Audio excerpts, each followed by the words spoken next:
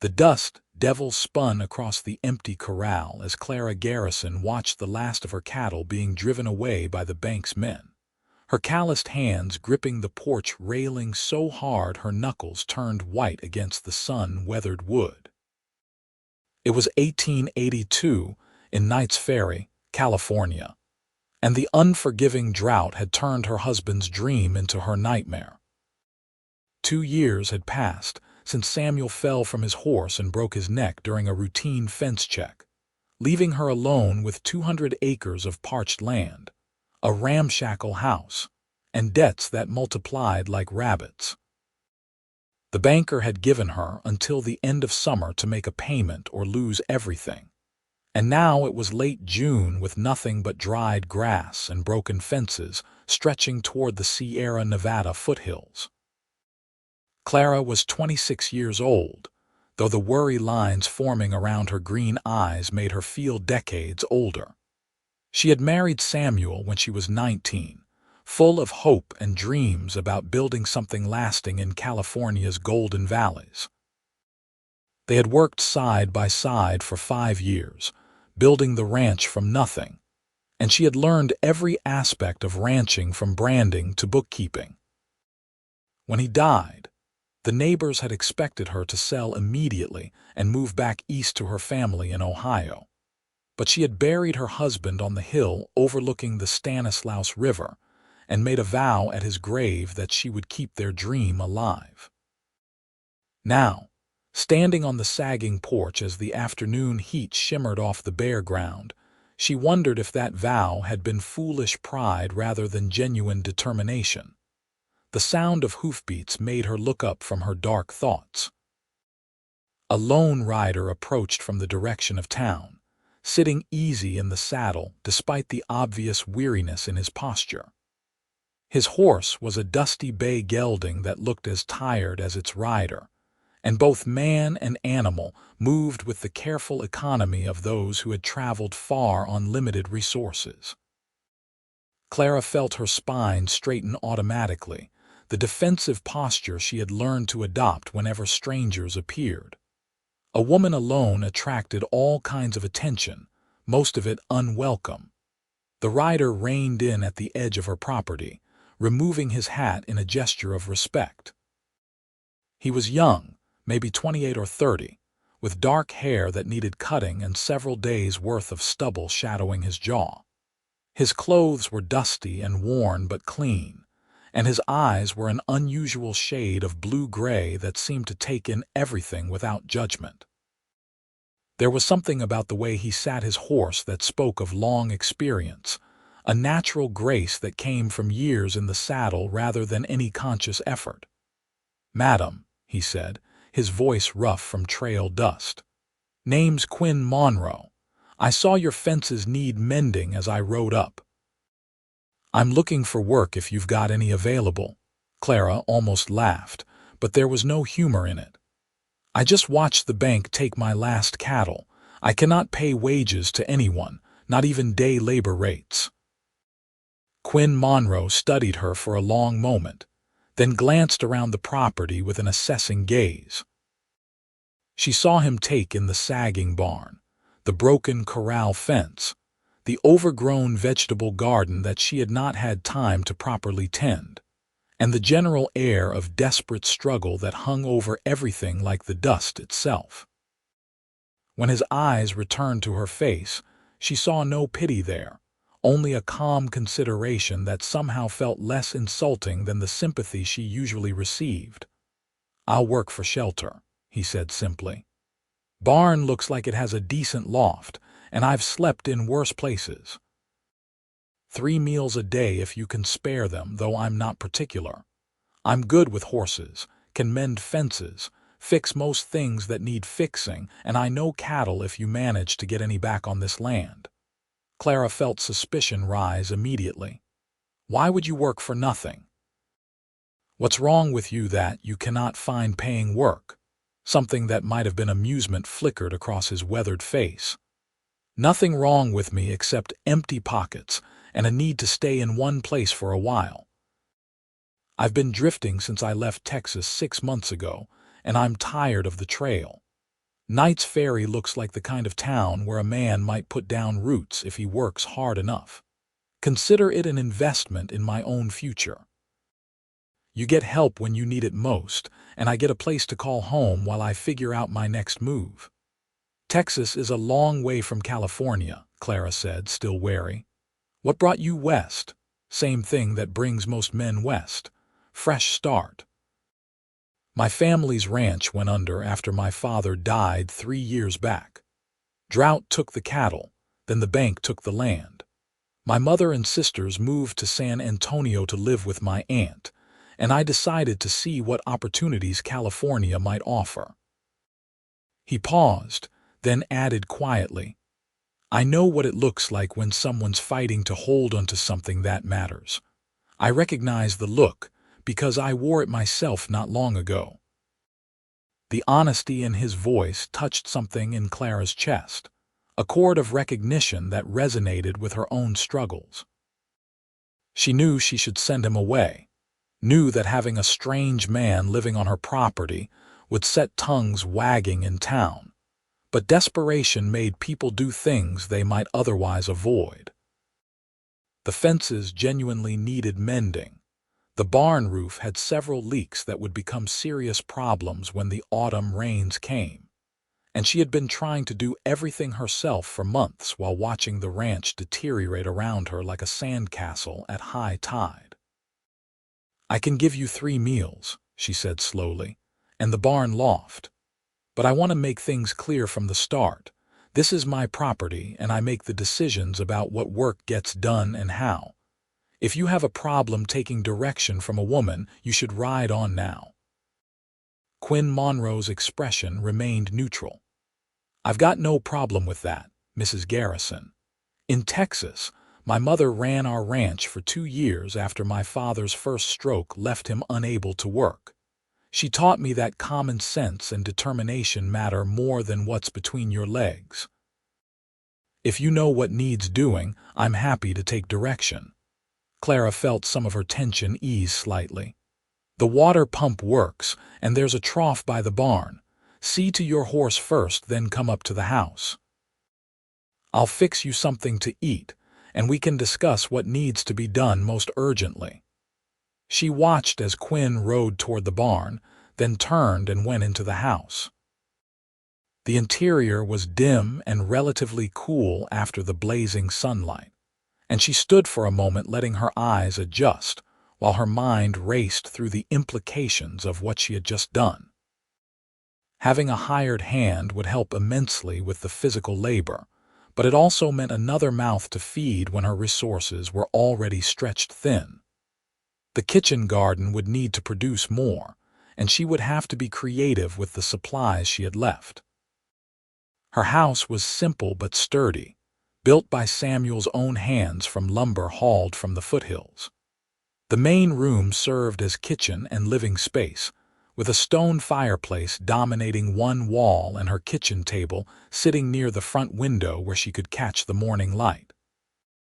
2 bedrooms opened off the main room, the larger one that had been hers and Samuel's, and a smaller one that they had hoped would someday be a nursery. That hope had died with Samuel, and now the small room served as storage for supplies and the few luxuries she had not yet sold. Clara pulled out the sourdough bread she had baked yesterday and sliced thick pieces, then retrieved the remains of a roasted chicken and some of the early tomatoes from her garden. It was not fancy food, but it was substantial and honest. She had just set the plate on the table when Quinn knocked on the doorframe, his hat in his hands. "Come in," she said, gesturing to the chair. "Wash basins by the door." He cleaned up efficiently, scrubbing the trail dust from his hands and face, then sat down at the table with the careful movements of someone aware of being in another person's space. Clara poured water for both of them and sat across from him with her own smaller portion. She had grown used to eating less, making sure her supplies lasted as long as possible. Quinn ate with the steady focus of someone truly hungry but with enough manners not to wolf his food like an animal. After a few bites, he looked up at her. "This is good, madam. Thank you, Clara," she said.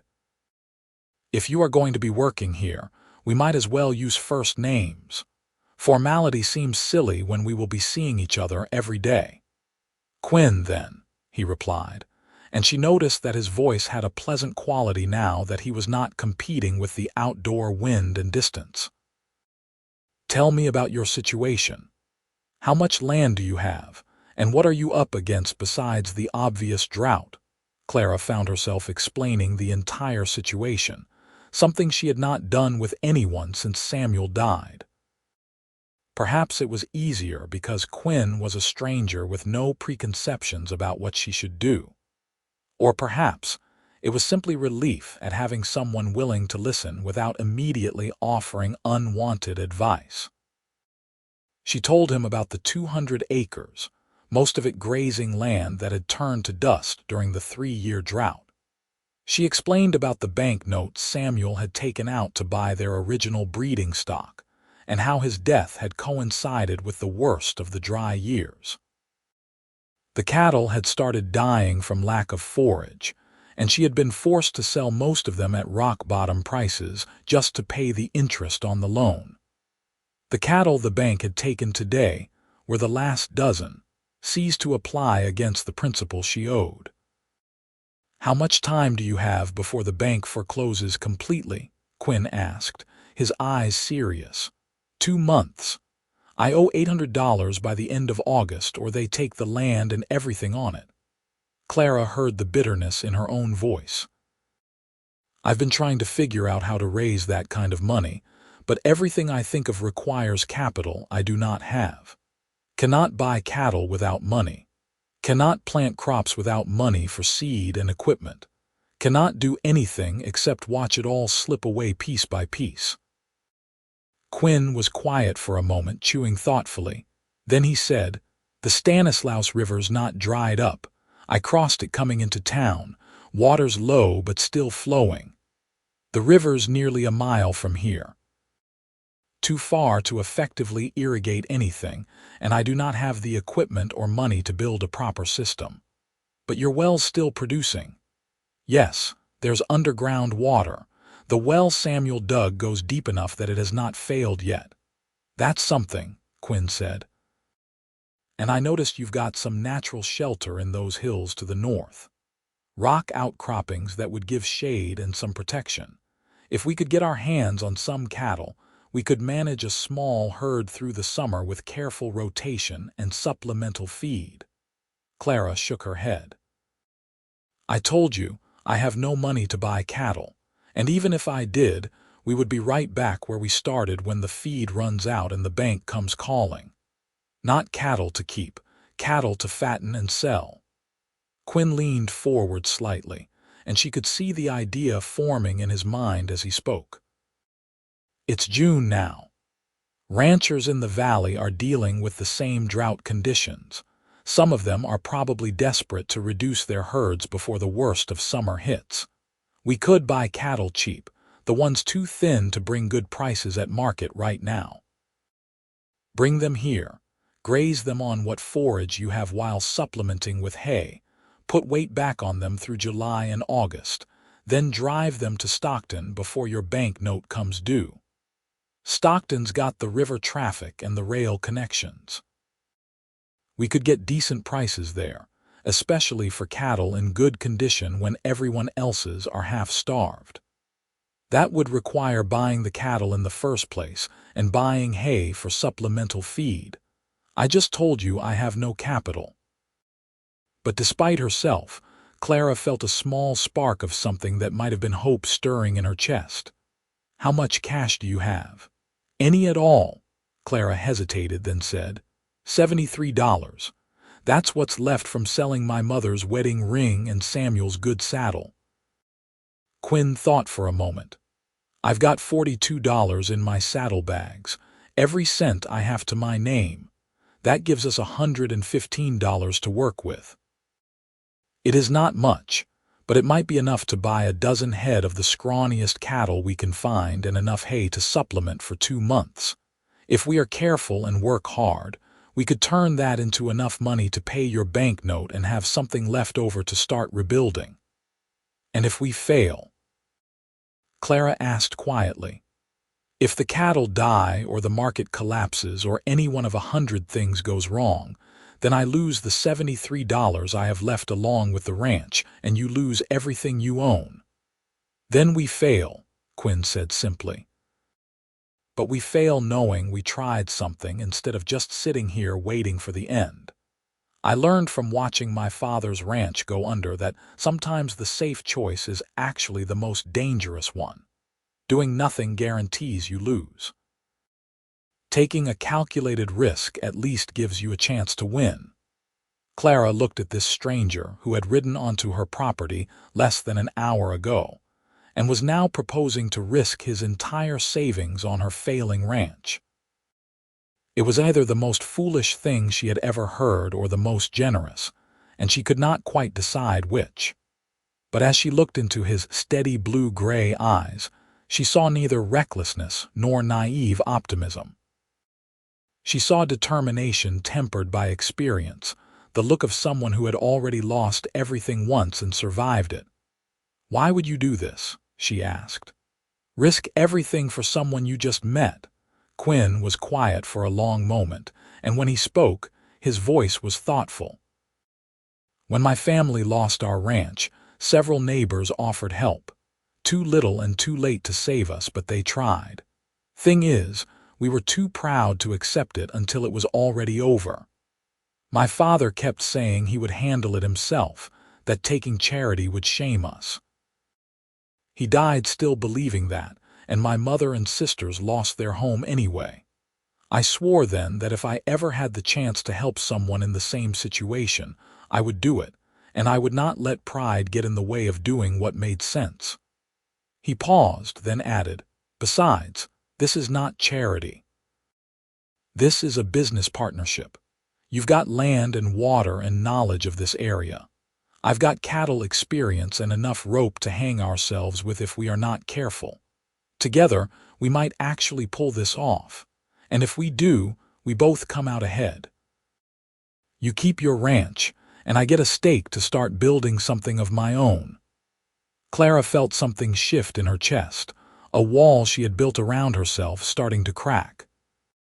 She had been alone in this fight for so long, carrying every burden by herself, that the simple act of someone offering to share the load felt almost overwhelming. She swallowed hard against the sudden tightness in her throat. "All right," she said. "We try it your way. But we do this as equal partners.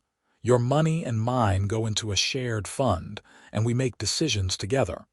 I will not have you thinking I am taking advantage of you if this goes wrong." Quinn extended his hand across the table. "Partners, then. Equal shares in the risk and equal shares in the reward." Clara shook his hand, feeling the calluses that matched her own, the firm grip of someone used to hard work. "Partners," she agreed. They spent the rest of the afternoon planning their strategy. Quinn had noticed several ranches on his ride from the Central Valley, and he knew the signs of operations struggling with the drought.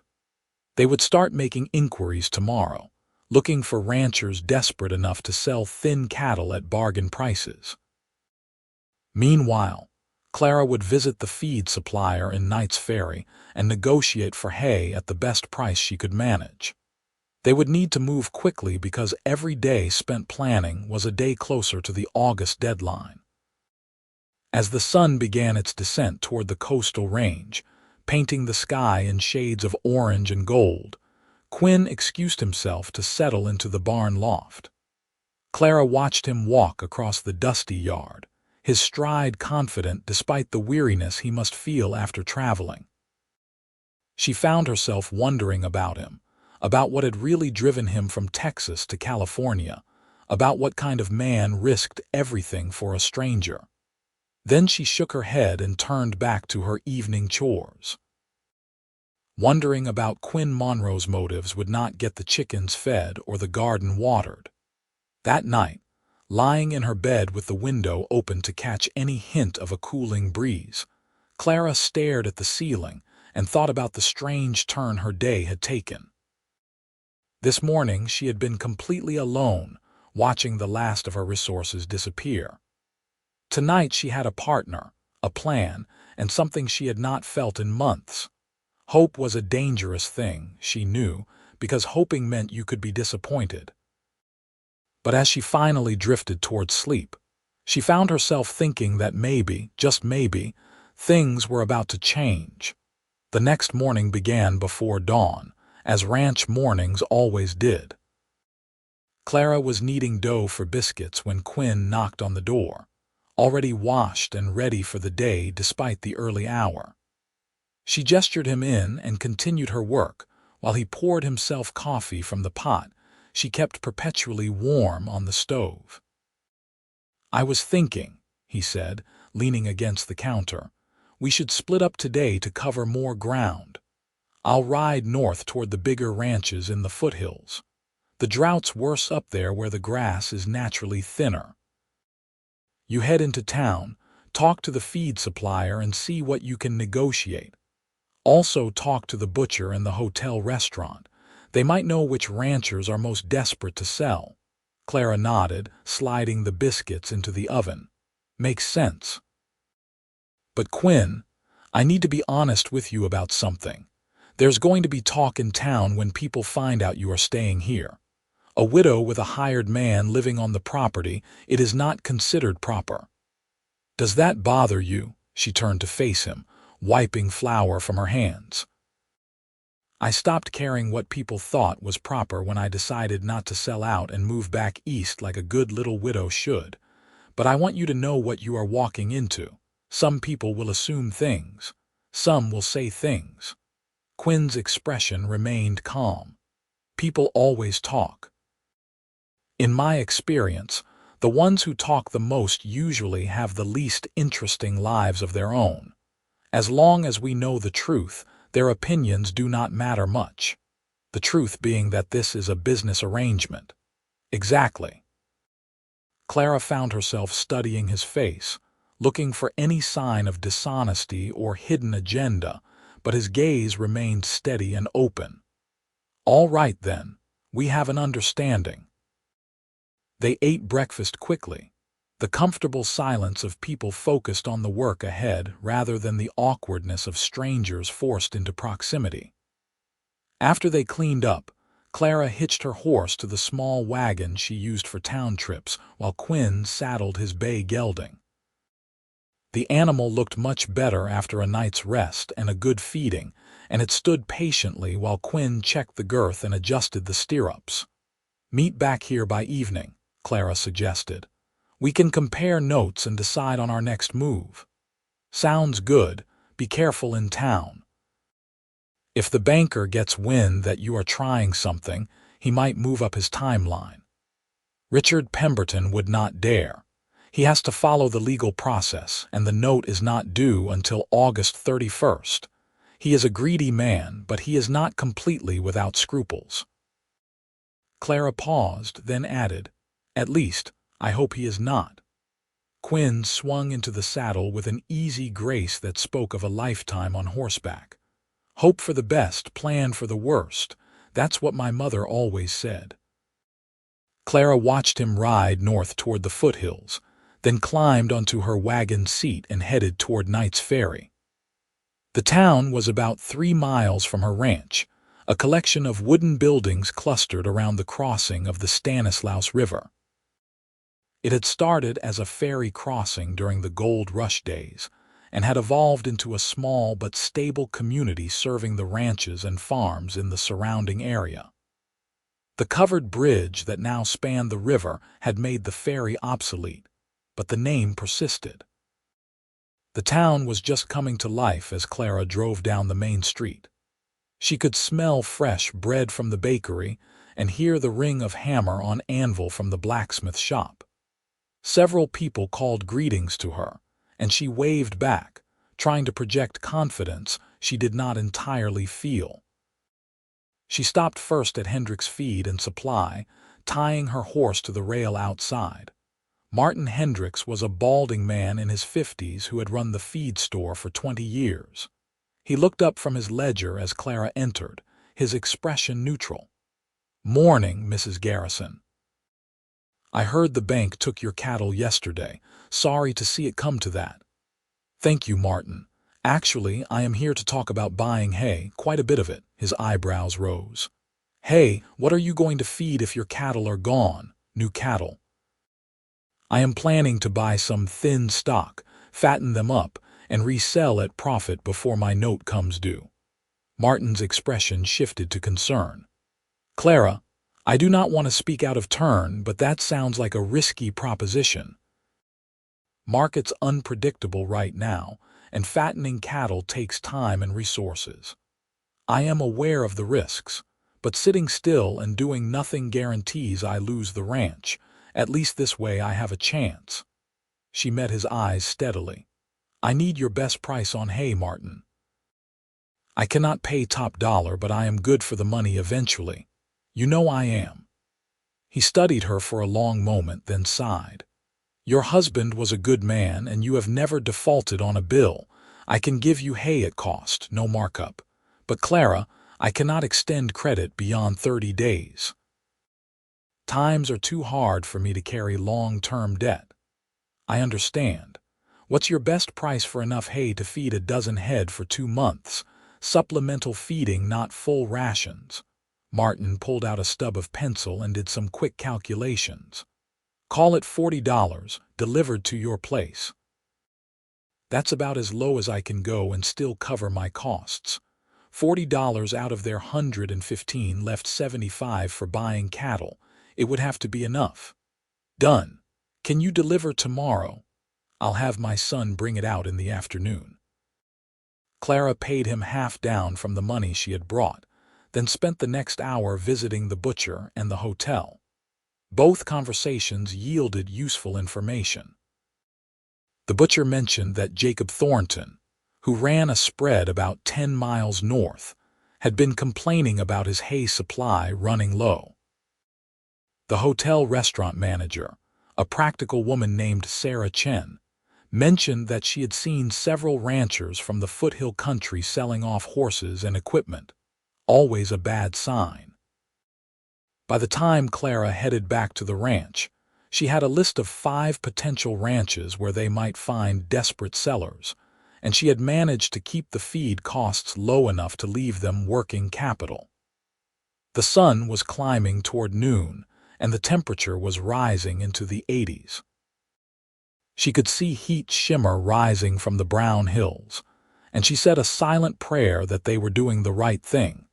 Quinn returned in the late afternoon, his face showing a mixture of exhaustion and satisfaction.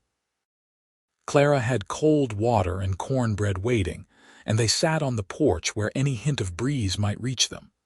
"Found 2 possibilities," Quinn said after draining half a glass of water in one long swallow.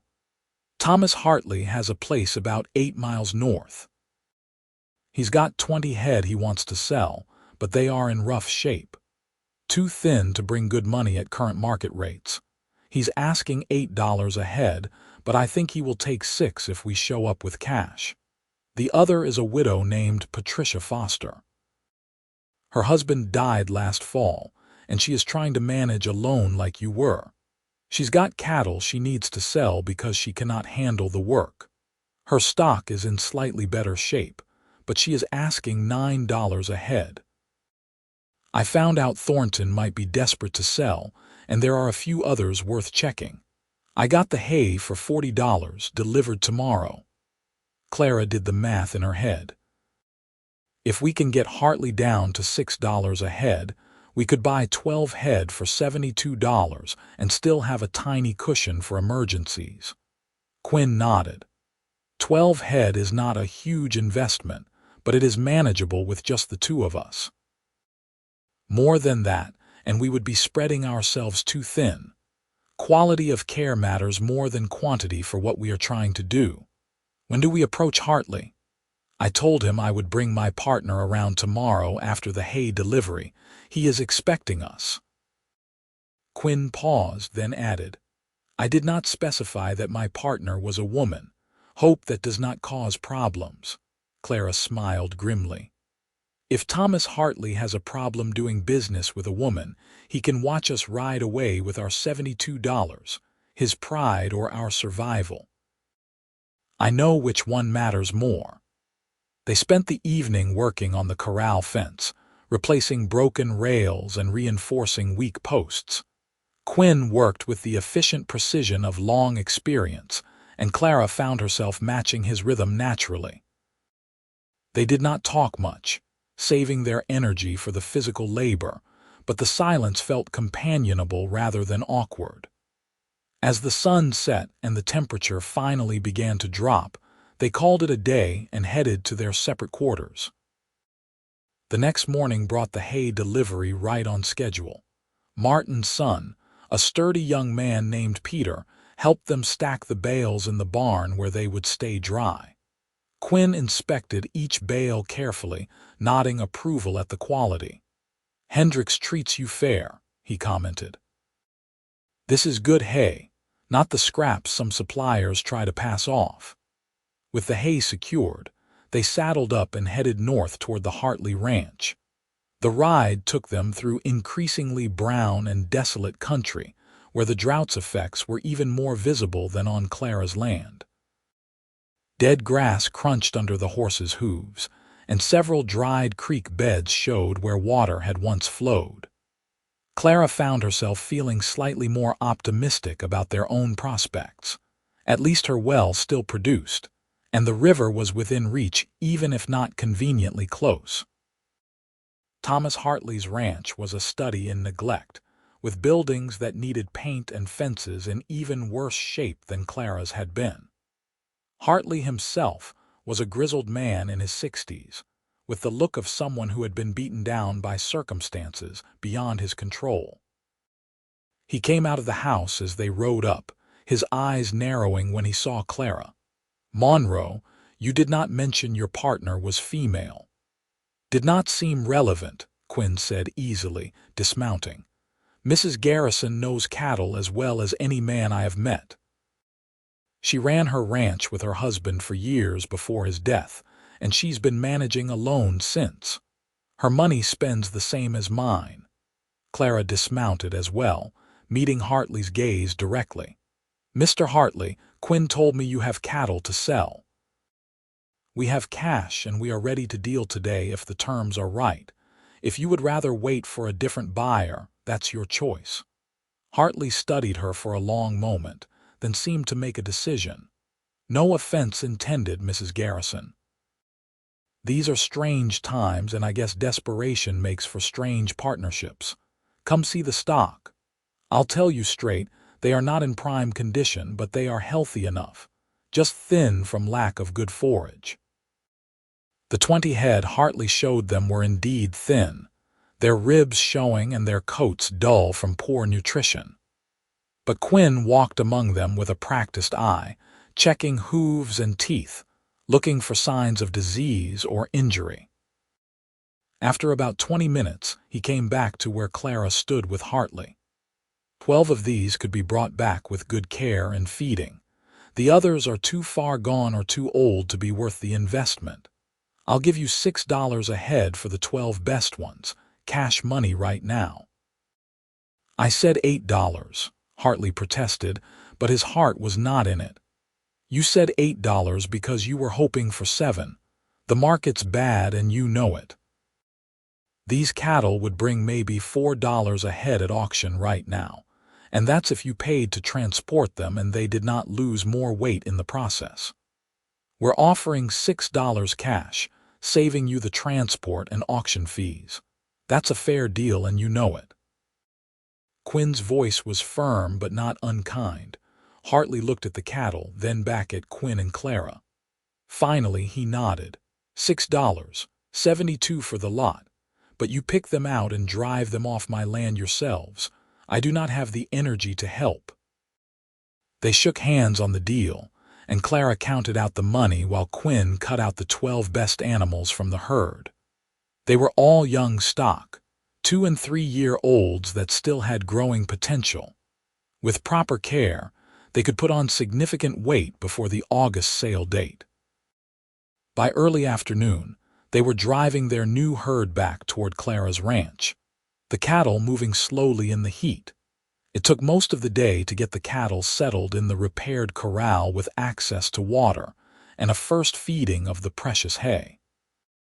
The animals fell on the food desperately, and Clara felt a pang of sympathy for their obvious hunger.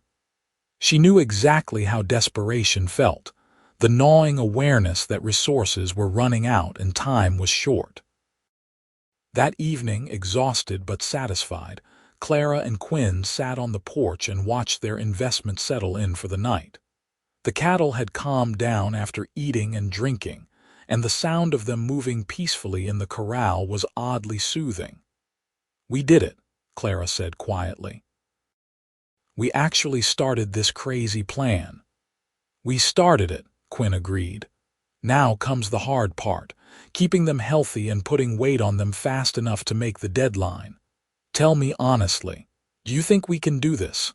Quinn was quiet for a moment, his eyes on the darkening hills. "I think we have a fighting chance. These are good young animals that will respond well to proper care. The weather's our biggest enemy. If it stays hot but not too hot, if we do not get any disease outbreaks, if the well holds out, then yes, we can do this." "That's a lot of ifs." "Life's always a lot of ifs. The question is whether you let the uncertainty stop you or whether you work through it anyway." He turned to look at her, and in the fading light his eyes were serious. "You have been doing that since your husband died. Working through the uncertainty, refusing to quit even when quitting would be easier. That takes real courage." Clara felt heat rise in her face that had nothing to do with the weather. She was not used to compliments, especially not from men who actually understood what they were talking about. "Samuel would have expected me to try. He put everything into this ranch. Giving up would have meant his work was for nothing."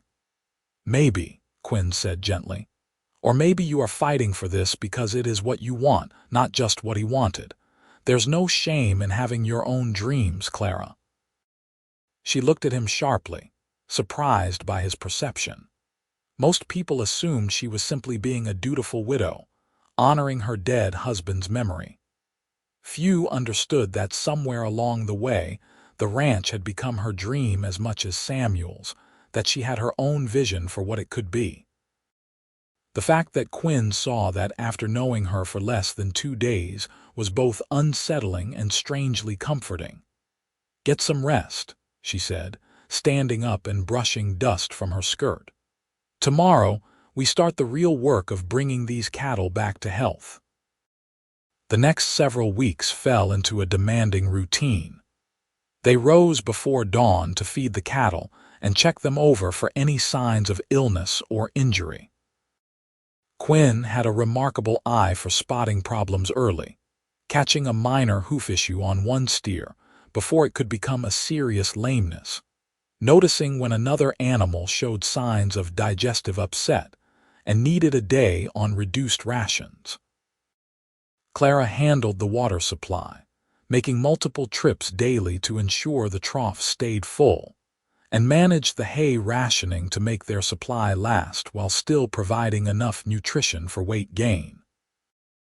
In addition to the cattle work, they tackled the long list of ranch repairs that Clara had been unable to handle alone. Quinn repaired the barn roof, replacing shingles and sealing leaks. They worked together to reinforce the corral fence, making it strong enough to hold animals that were regaining their strength and energy. Clara's vegetable garden began to flourish with the extra attention she could give it now that Quinn handled the heavier physical labor, and she canned and preserved everything she could for the leaner times ahead. As June turned into July, the cattle began to visibly improve. Their coats became shinier, their ribs less prominent, their movements more energetic.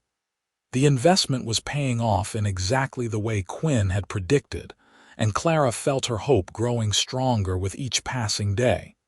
They had taken a desperate gamble, but it appeared to be working. The relationship between Clara and Quinn evolved as well, moving from wary partnership to something more comfortable. They developed an easy rhythm of work, each anticipating the other's needs and movements. Quinn proved to be a man of few words but considerable thoughtfulness, often expressing his care through actions rather than speeches. He fixed the squeaky hinge on Clara's bedroom door without being asked, shored up the sagging porch step she had been meaning to repair for months, and always made sure she ate her full portion at meals even when supplies were tight. Clara found herself noticing small things about him. The way his eyes crinkled at the corners when he was amused, even if he did not smile outright.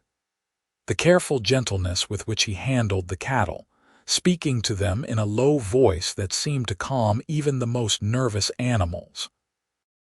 The fact that he never complained about the hard work or primitive conditions, simply put his head down and did what needed doing. She caught herself watching him sometimes as he worked, admiring the capable way he moved, the strength in his shoulders as he lifted heavy fence posts, the concentration on his face when he was examining a cow's hoof or checking the quality of their hay supply. These thoughts troubled her. She had been Samuel's wife, had loved him truly even if their relationship had been more about partnership and shared goals than passionate romance. Feeling attraction to another man felt like a betrayal, even though Samuel had been dead for 2 years. She tried to push the feelings away, reminding herself that Quinn was here for business reasons, that their partnership was temporary and practical, that letting emotions complicate things would be foolish. But the feelings persisted, growing stronger as the days passed, and she saw more of Quinn's character revealed through his actions.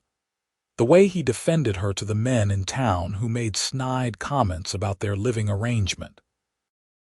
The evening he came back from Knight's Ferry with a small bag of peppermint candies, a tiny luxury he had bought with his own scarce money, because he had heard her mention once that she missed small treats.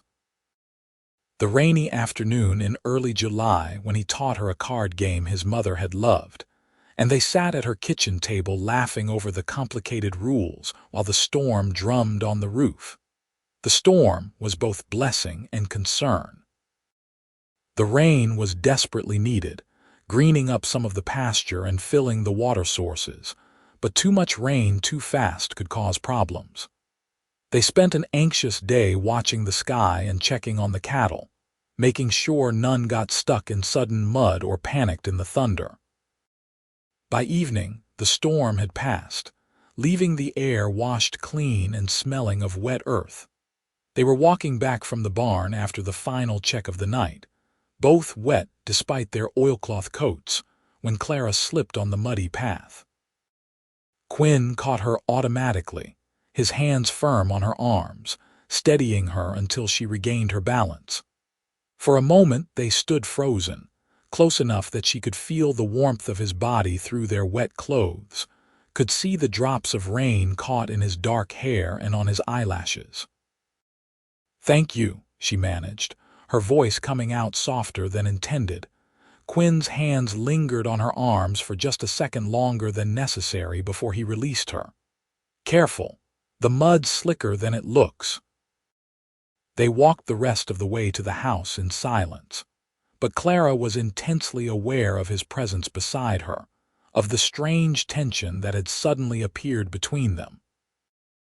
At the door, he bid her good night and headed toward the barn, and she went inside feeling confused and flustered in a way she had not experienced since she was a girl with her first crush. She changed into dry clothes and toweled her hair, trying to sort through her emotions. She was attracted to Quinn Monroe. There was no point denying it anymore. But what did that mean? Was it just proximity and shared stress creating an illusion of deeper feeling? Or was it something real, something that could grow into what she and Samuel had shared? And what did Quinn feel? He was always kind to her, always respectful, but he had never indicated that he saw her as anything more than a business partner. Perhaps the moment in the rain had meant nothing to him, had been simply an automatic reaction to keep her from falling.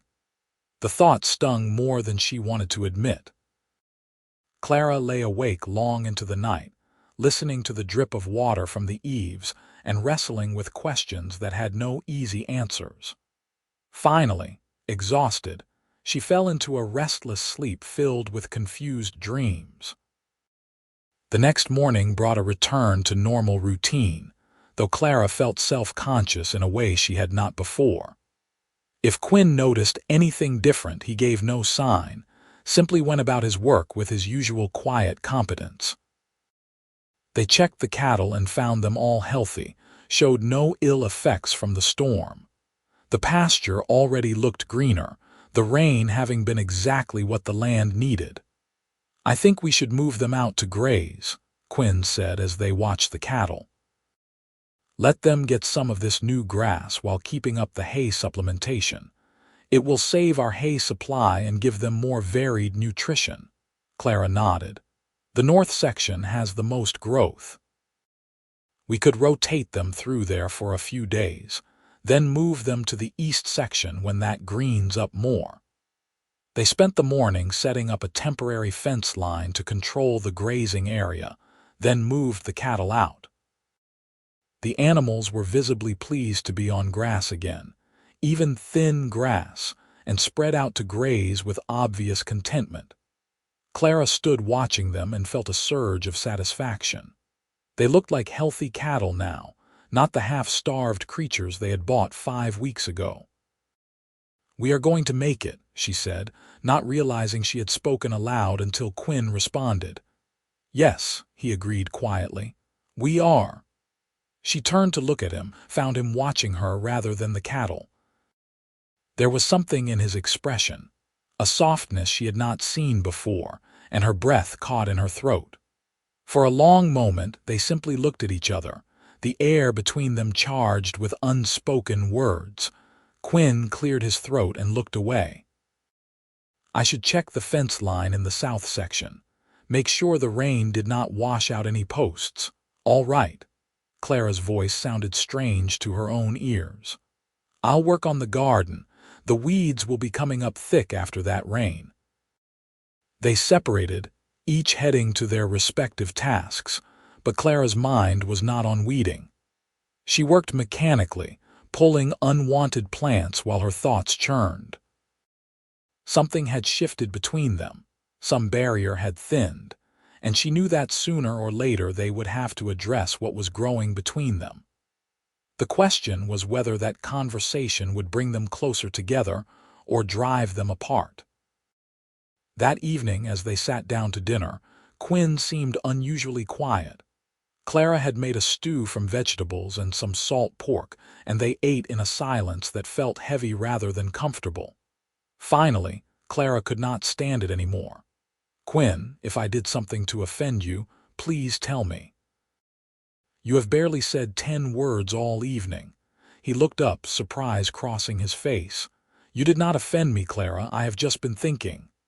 "About what?" He set down his spoon and met her eyes. "About honesty.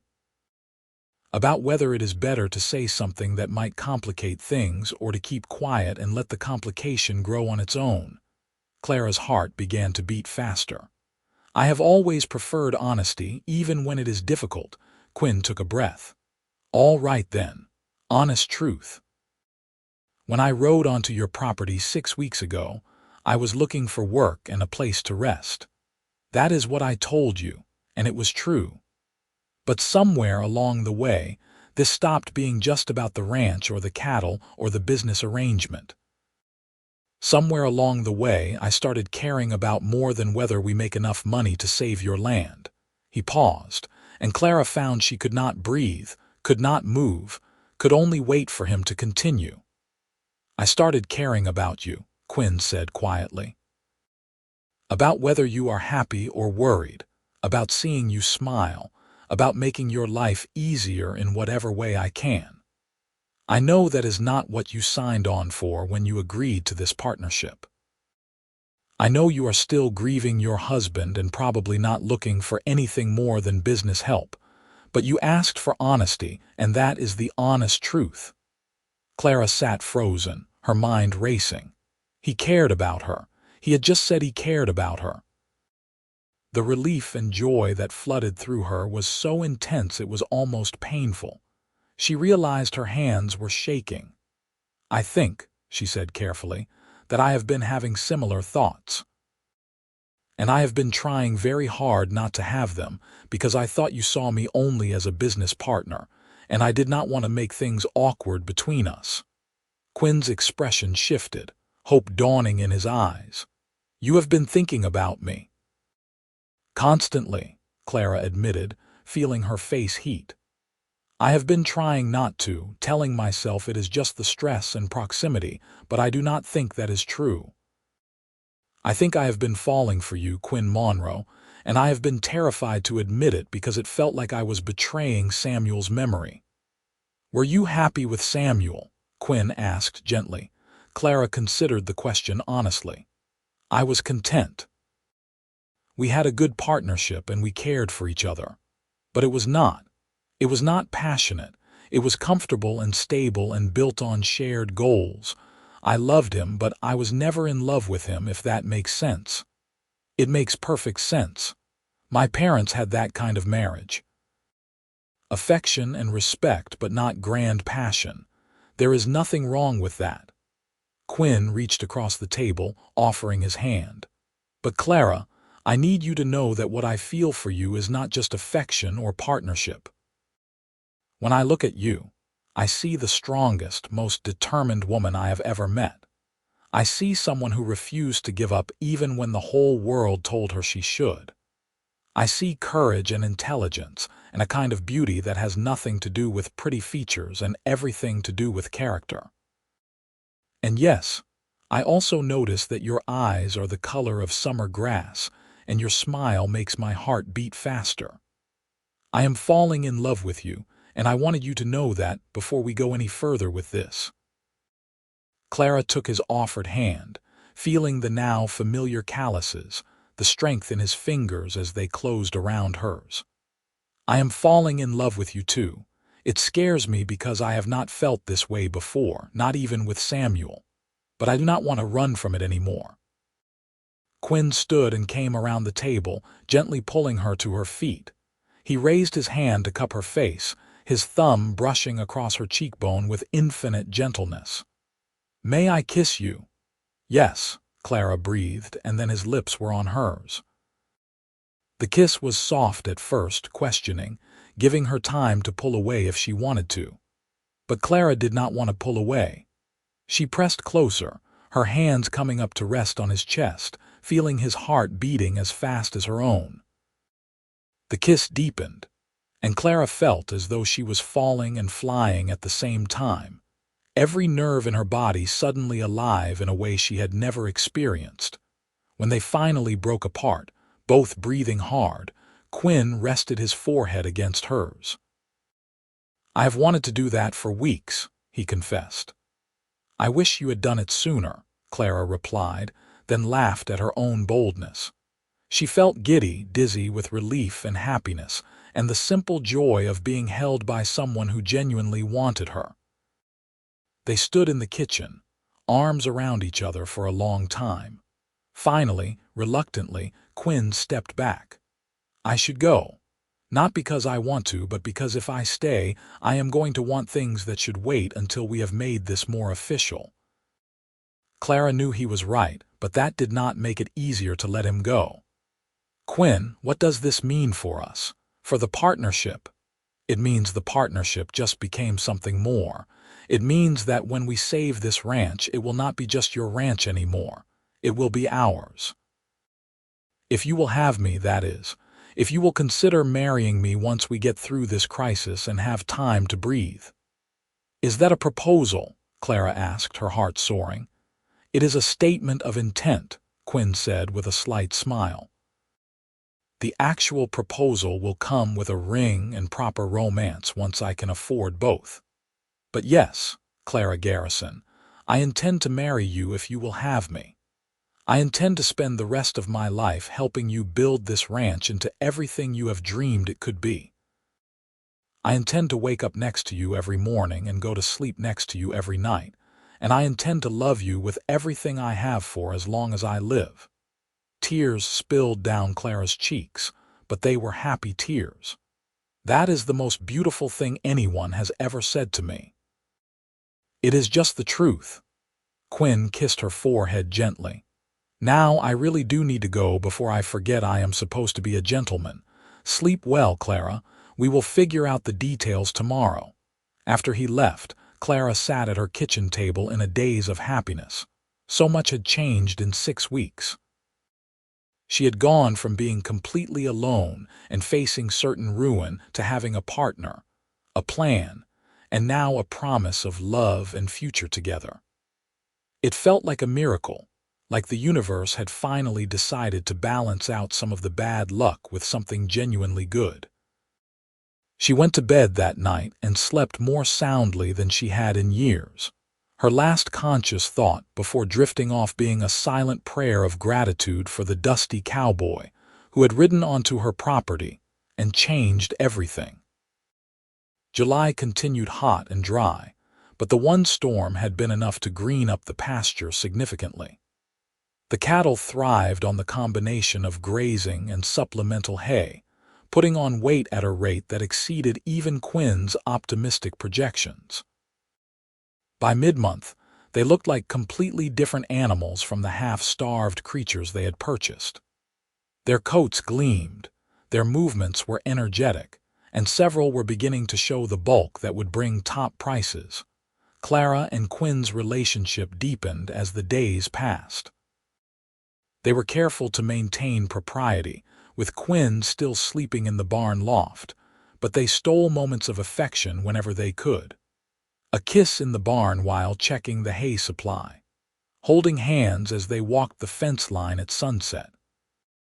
Long conversations on the porch after the work was done, talking about their pasts, their dreams, their plans for the future.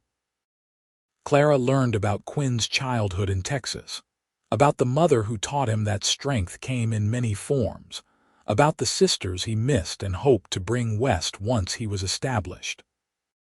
Quinn learned about Clara's early life in Ohio, about leaving home to marry Samuel against her parents' wishes, about the loneliness of being a widow in a society that expected her to be helpless and dependent.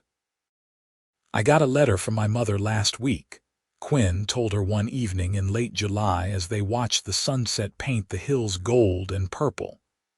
"I wrote to her after I got here, told her about the ranch and the partnership. Her response finally caught up with me at the General Post in town." "What did she say?"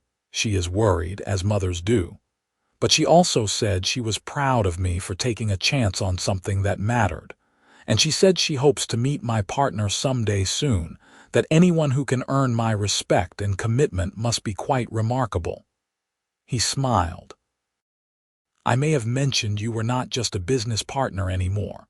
Clara felt warmth spread through her chest. "You told your mother about us." "I tell my mother everything important. She is going to love you, Clara. My sisters, too. They are going to be so relieved that I found someone who can keep me in line." "I hardly think I keep you in line. If anything, you have brought order to my chaos." "We balance each other," Quinn said simply. "That is what good partnerships do." As August approached, they began to seriously plan the cattle drive to Stockton.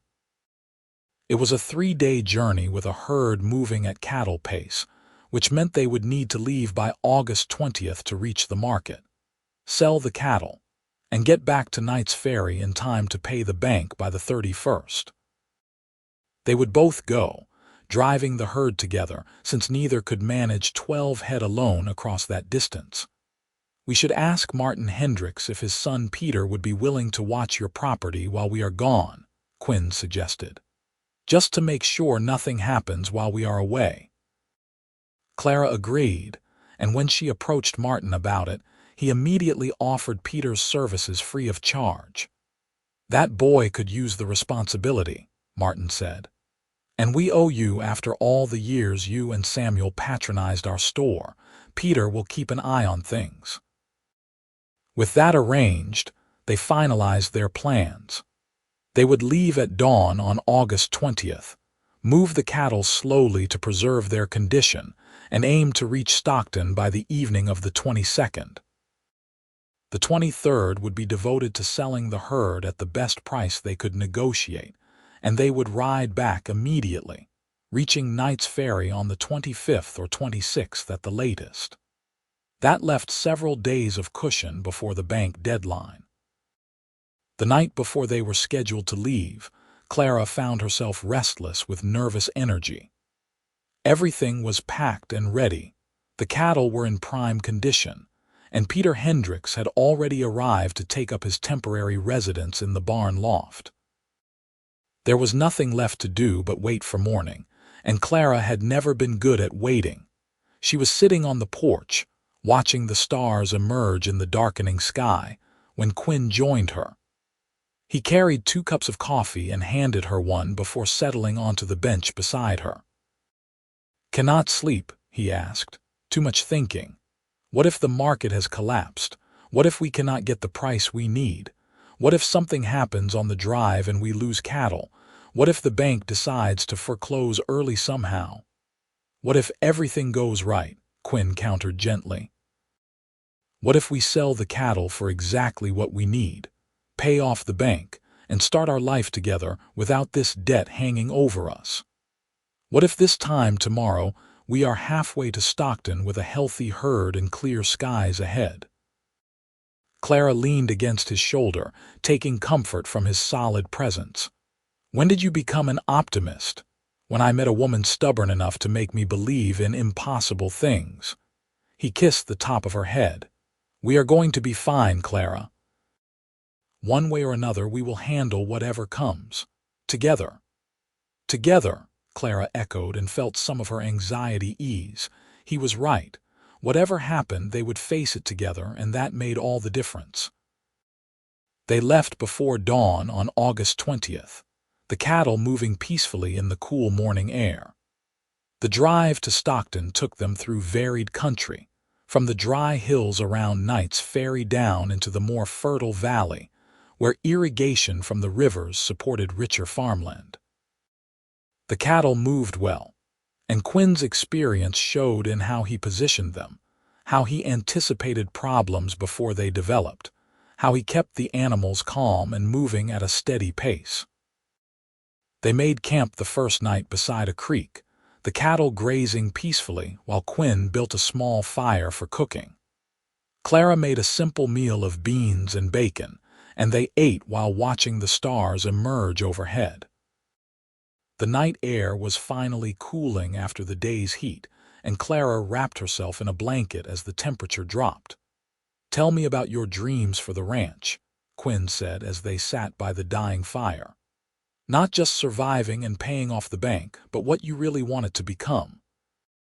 Clara thought about it, organizing dreams she had barely let herself acknowledge during the desperate struggle to simply hang on. "I want it to be a real working cattle operation. Not huge, but successful and sustainable. I want good breeding stock, cattle that can handle the California climate and produce quality beef. I want the buildings properly maintained, maybe even expanded. A real barn with enough space for horses and equipment. Maybe a second house eventually, something bigger than what we have now."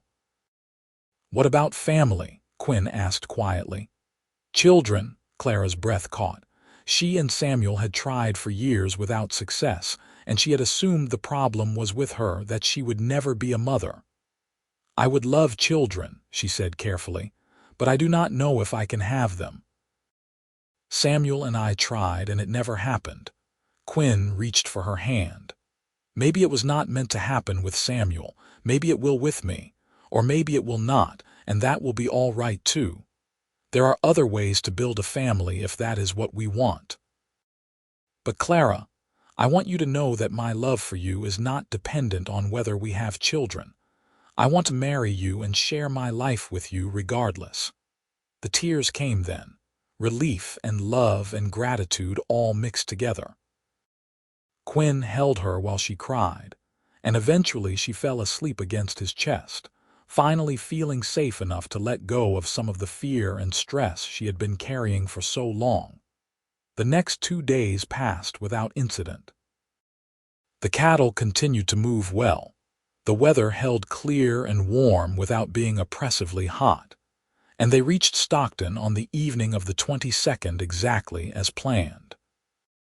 The town was much larger than Knight's Ferry, a real city with river traffic and railroad connections bringing commerce from all over California and beyond. They penned the cattle at the stockyard on the outskirts of town, paying the modest fee for overnight shelter and feed.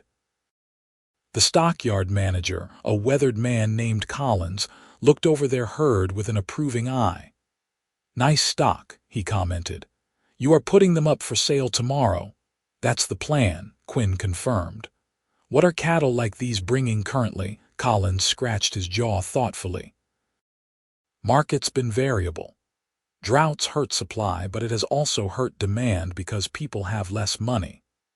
I would say quality animals like these, showing good weight and health, could bring anywhere from $15 to $20 a head depending on the buyer and how negotiations go." Clara did some rapid mental math. Even at $15 a head, they would gross $180 on their 12 head. Minus the $72 they had paid for the cattle and the $40 for hay, that left $68 profit. Not enough to pay the $800 banknote. At $20 a head, they would gross $240, leaving a profit of $128. Still nowhere near enough. She must have made some sound because both Quinn and Collins looked at her with concern. "Something wrong, madam?" Collins asked. "I just realized we miscalculated," Clara said, her voice tight with stress. "Even at top prices, we will not make enough on this herd to meet our need." Quinn's hand found hers, squeezing reassuringly. "Let us not panic yet. We will talk to buyers tomorrow and see what is actually available." Sometimes the market surprises you. They found a modest hotel that night, taking separate rooms despite the expense because appearance still mattered. Clara lay awake most of the night, her mind churning through possibilities. They had gambled everything on this plan, and it appeared the gamble was going to fail. They would make some profit, yes, but not nearly enough to save the ranch. All their hard work, all their hopes, and they were going to come up short anyway. The next morning, they returned to the stockyard early to meet with potential buyers. Several cattle brokers came through, examining the herd and making offers. The prices ranged from $16 to $19 per head, respectable given the market conditions, but still not enough. Clara felt desperation clawing at her throat as the morning wore on, and their options dwindled. It was nearly noon when a well-dressed man approached the pen where they stood with their cattle. He was older, maybe 50, with the bearing of someone used to money and authority. He studied the herd for several minutes with an expert eye, then turned to Quinn and Clara. "These are your animals." "Yes, sir," Quinn confirmed. "We are looking to sell today. I am James Cartwright. I represent a consortium of San Francisco hotels and restaurants. We are always looking for quality beef cattle to supply our establishments. Your animals show excellent care and conditioning. Where did you source them?" "We bought them thin from a drought-affected ranch and spent 2 months bringing them back to prime condition," Clara explained, finding her voice. "They are young stock with good potential." Cartwright nodded approvingly. "Initiative and good animal husbandry. I appreciate both. Here is my offer. $25 per head for the lot, provided you can deliver them to my facility across town by this evening. I will also give you contact information for future sales. If you can consistently provide cattle of this quality, I can offer you a standing contract at similar prices." Clara's mind went blank with shock. $25 a head. For 12 head, that was $300. Minus their costs of $112, they would profit $188. Combined with the small cushion of cash they had held back for emergencies, they would have enough to pay the bank note with something left over. Quinn recovered faster than she did. "That is a generous offer, Mr. Cartwright. We accept. We can have the cattle to your facility by 6 this evening." They shook hands on the deal, and Cartwright provided them with directions and a letter of introduction to his facility manager. After he left, Clara grabbed Quinn's arm, her knees suddenly weak. Did that actually just happen? Did we actually just sell the cattle for more than we dared hope? "We did." Quinn was grinning, an expression of pure joy that transformed his usually serious face. "Clara, we did it. We saved your ranch." "Our ranch," Clara corrected. And then she was laughing and crying at the same time, throwing her arms around Quinn's neck while he lifted her off her feet and spun her around. They delivered the cattle that evening as promised, received their payment in cash and bank draft, and secured the letter from Cartwright confirming his interest in future business. By the time they finished, it was too late to start back to Knight's Ferry, so they stayed one more night in Stockton. This time, the separate rooms felt like an unbearable barrier. Clara found herself standing outside Quinn's door at midnight, her heart pounding, needing to be close to him after the emotional intensity of the day. He opened the door at her quiet knock, his eyes widening in surprise when he saw her. "Clara, is something wrong?" "No," she said quietly.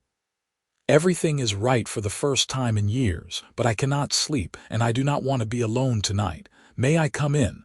Quinn stepped back, letting her enter, then carefully closed the door behind her. "Clara, you know I would never pressure you. If you want to wait until we are properly married." She silenced him with a kiss, pouring all her love and relief and joy into it. When she pulled back, she said firmly, "I have been alone for 2 years. I have been strong and proper and respectable, and I am tired of it. We saved the ranch today. We secured our future. I want to celebrate that with the man I love, and I do not care about waiting for some official ceremony to make it legitimate in other people's eyes. Are you absolutely sure?" Quinn's voice was rough with desire and restraint. "Because once we cross this line, there is no going back. I do not want to go back. I want to move forward, with you, starting right now." What followed was tender and passionate, a joining not just of bodies but of hearts and futures. Clara discovered that the physical act of love could be completely different from what she had experienced with Samuel. Where her marriage bed had been dutiful and predictable, this was wild and intense, a connection that left her breathless and amazed. Quinn was patient and attentive, making sure she experienced pleasure before seeking his own, and when they finally lay tangled together in the aftermath, Clara felt utterly content in a way she never had before. "I love you," she whispered against his chest, feeling his heart beat strong and steady beneath her ear. "I love you too," Quinn replied, his arms tightening around her. "And tomorrow we ride back to Knight's Ferry and start our life together properly. No more sleeping in the barn loft for me. I fully intend to claim my rightful place in your bed every night from now on." Clara laughed softly. "The town is going to have a fit. Let them. They will just have to get used to it. After we pay off the bank note, we will have a proper wedding as soon as we can arrange it, and then their complaints will have no ground to stand on." They rode back to Knight's Ferry over the next 2 days, arriving on the afternoon of August 25th. Peter Hendricks had kept the property in good order, and he left with their thanks and a generous payment for his time.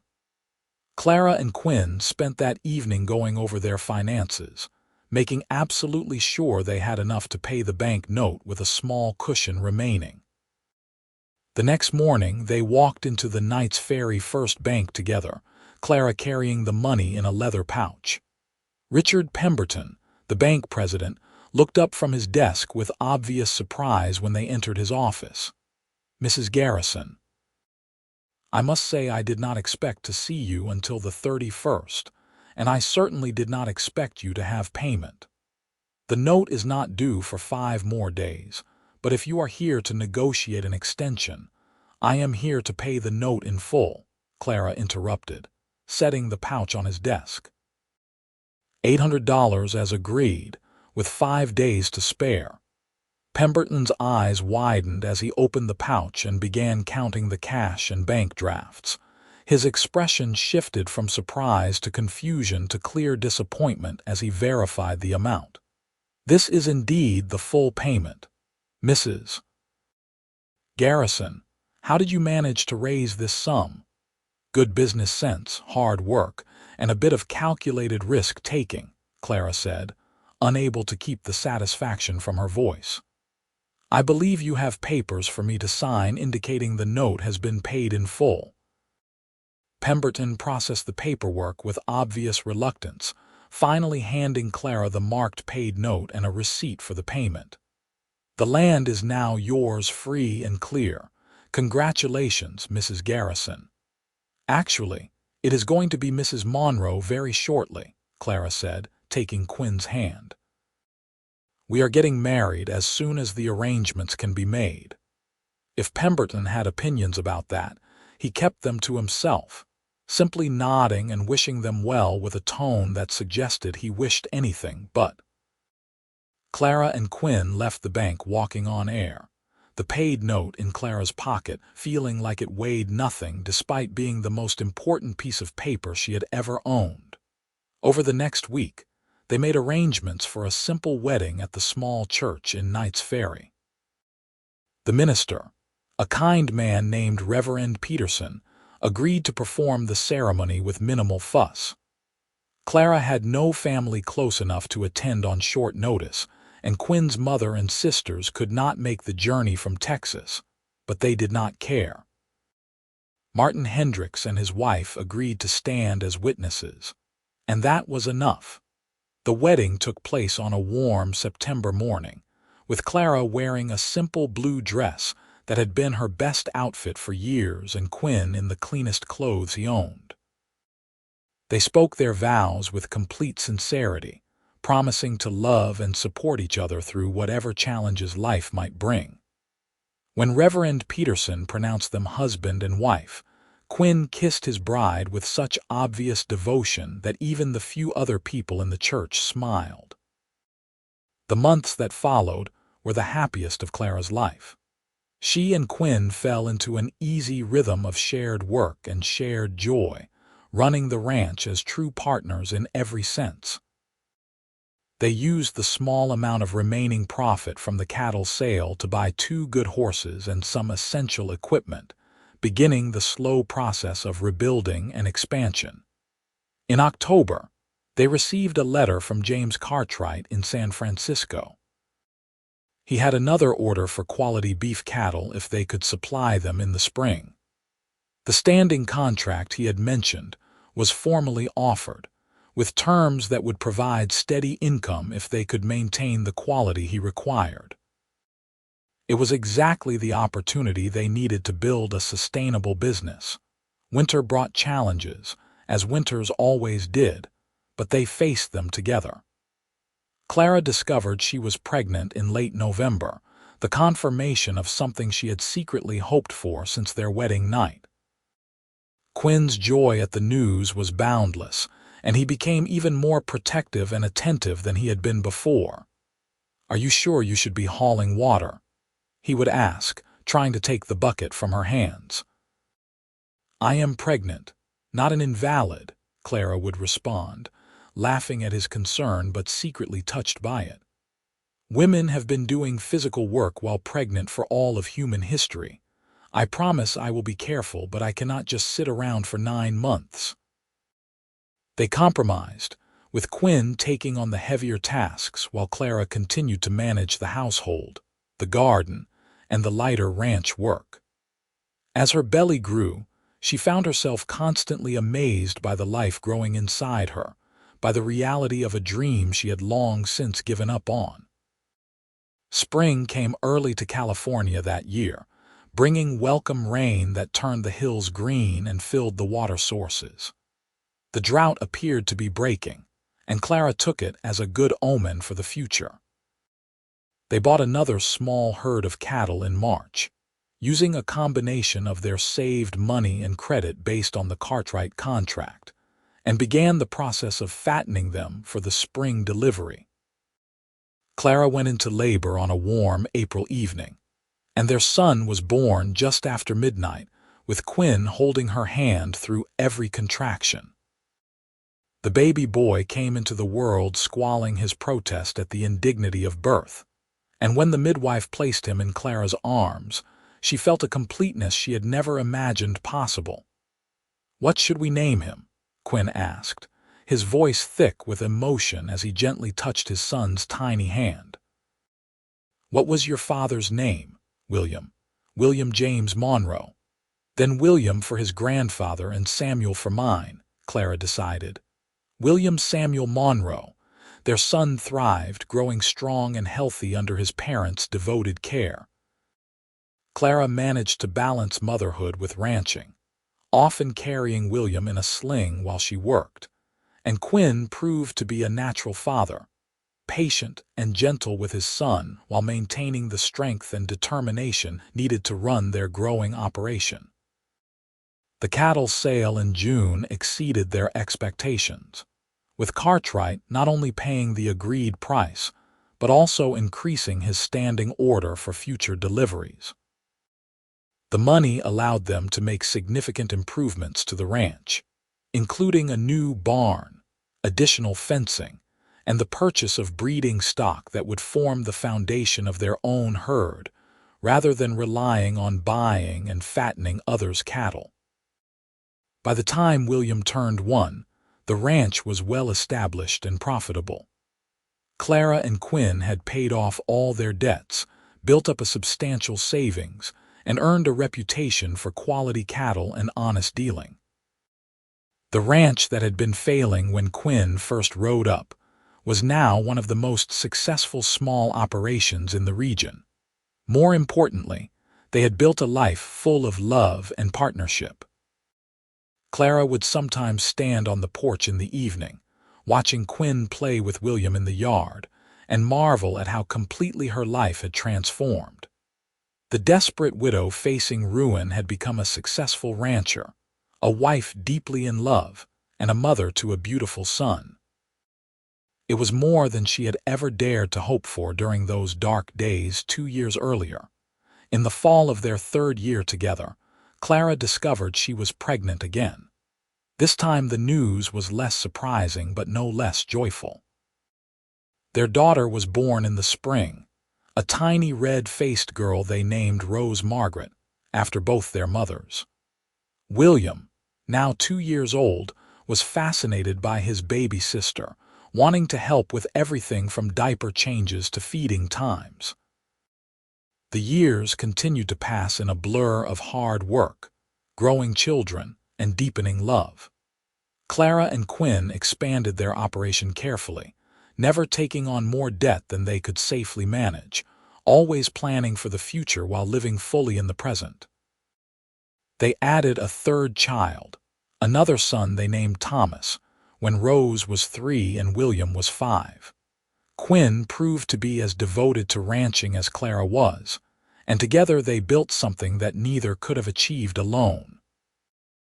The ranch prospered even in difficult years because they had learned from their early struggles, maintaining reserves and never betting everything on a single season or a single market. They treated their few hired hands fairly, paid decent wages, and earned loyalty in return. The community that had once gossiped about the widow and her hired cowboy eventually accepted them as one of the solid families of the area. Clara served on the church committee and helped organize the town's annual harvest festival. Quinn joined the ranchers' cooperative, and became known for his expertise in cattle handling and his willingness to help neighbors in need. Their children grew up surrounded by love and the values of hard work, honesty, and kindness. 10 years after Quinn had first ridden onto the failing ranch, Clara stood on the porch of their expanded house and looked out over land that was green and healthy, dotted with cattle bearing their brand. The barn was solid and well-maintained, the fences were strong, and the garden flourished under her care.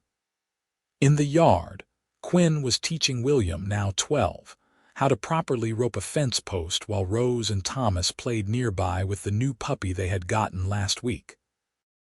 Clara's hand went to her belly, where a fourth child was beginning to make its presence known. At 36, she felt more alive and content than she ever had in her 20s. The life she and Quinn had built was not without its challenges. There were still droughts and market fluctuations, still difficult seasons and unexpected problems. But they faced everything together, and that made all the difference. Quinn looked up from his lesson with William and caught her watching. His face broke into the smile that still made her heart beat faster after all these years.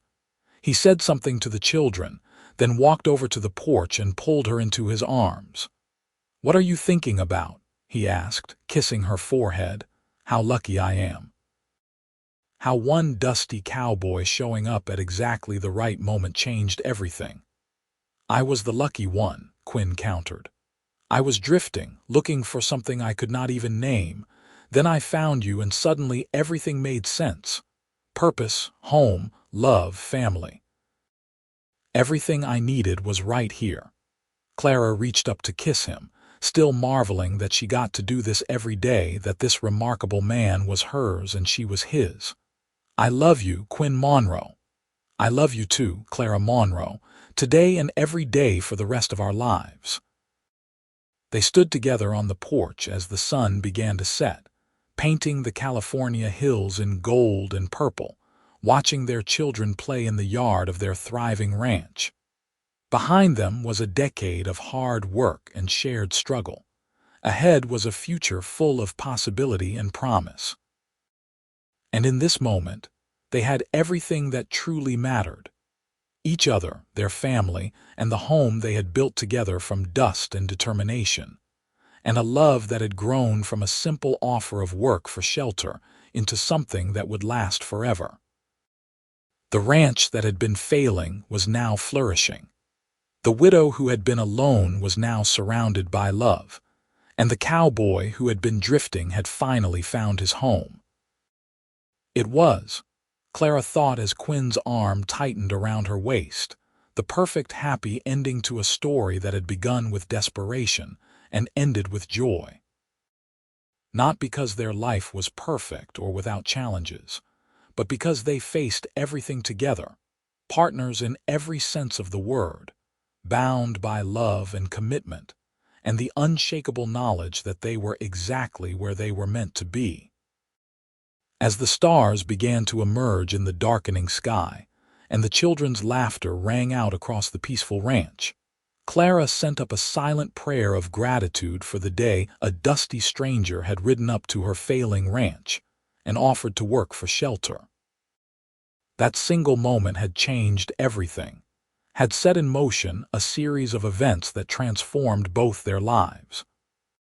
From that simple beginning had grown a love story as strong and enduring as the California hills themselves, a testament to the power of hope, hard work, and two hearts brave enough to take a chance on each other when everything else seemed lost. Their story was complete, their happy ending secure, and the ranch that had once represented desperation now stood as a symbol of everything two people could accomplish when they refused to give up on each other or on their dreams. The legacy they were building would endure for generations. A lasting monument to the love between a widow who refused to quit and a cowboy who showed up at exactly the right moment and said the words that changed everything. "I'll work for shelter.